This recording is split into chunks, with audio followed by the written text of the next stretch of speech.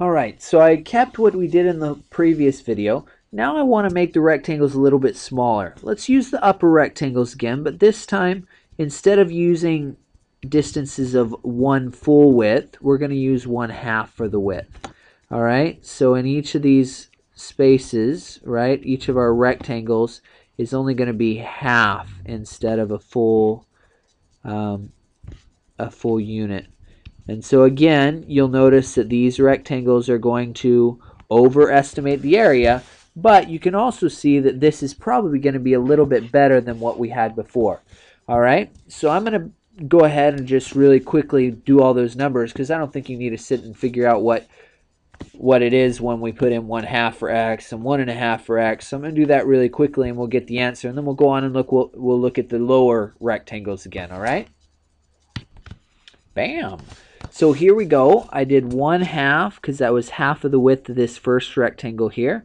And then I multiplied by 1.25, which was the height of this first rectangle. I added 1/2 because that was the width of my next rectangle times 2. And I did that for each of the rectangles. You'll notice there's 6 pieces, 6 rectangles. Each one I did the upper right-hand corner. And when I added those together, I got 14.375, which is less than 17. We expected it to be a little bit less, closer to what the area actually was. Okay, still not exactly, but we do know now that x has to be less than or equal to 14.375. Now I'm going to do the bottom side exactly the same way. This time we're going to be looking at the left hand. Okay, so the lower rectangles. So again, it'll look something like this. I'll be going by halves instead of wholes. And again, I'm going to pause it and finish this up.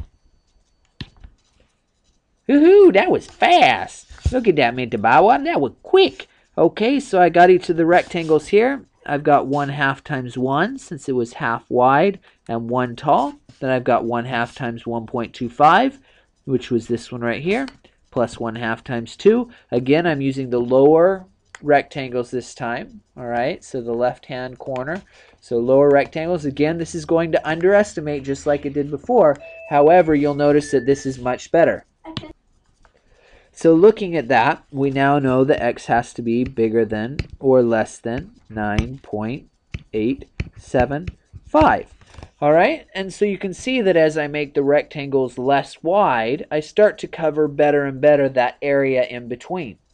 Okay, so you can kind of guess that again, as I make it smaller and smaller and smaller, it gets closer and closer and closer to the real thing, but won't quite ever get there, which is why, again, we're going to use the idea of a limit.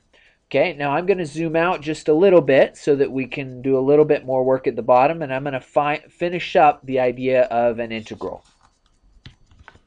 All right, now I've left the work from before. Hopefully you can see that when I use the lower rectangles, so the area of all the lower rectangles together is the width of 1 times f of x0, right, of the first one right here, because it's going to be the 0 in, right? So the 0th rectangle is going to start right there, so f of 0, right? And then I'm going to add on the width of f of x1, right? So I'm going to go to the next spot, and I'm going to add on the width of f of x2, right? And so each one is going to be the width times the height. And so I'm going to keep going and keep going and keep going until I get to the width of f of x, and then this is going to be n minus 1, right? Because I don't actually do that last point, so it's the one right before that.